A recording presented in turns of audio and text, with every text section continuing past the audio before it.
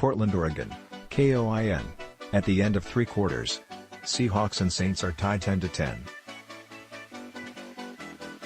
Seattle, AP, Pete Carroll does not want the story written yet, because if it were, the story would say the Seattle Seahawks are faltering at a level rarely seen over the past decade. The Seahawks coach would like a few more weeks before declarations are made about whether Seattle can find its way back into contention or is bound to languish at the bottom of the NFC West. Seattle hosts New Orleans on Monday Night Football.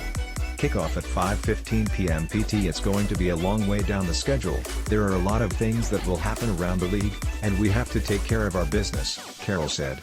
As it is always the case, postponing judgment is a powerful tool if you have it, and that's what we have to do.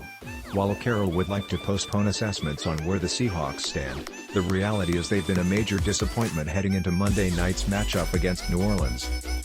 At 2-4, the Seahawks are in last place in perhaps the toughest division in the league, and with only Detroit and the New York Giants having worse records in the NFC. Yes, the Seahawks have been dealt a challenging hand with the loss of quarterback Russell Wilson to a finger injury, starting running back Chris Carson with neck troubles, and a defense that had a 4-week span statistically that was among the worst in league history.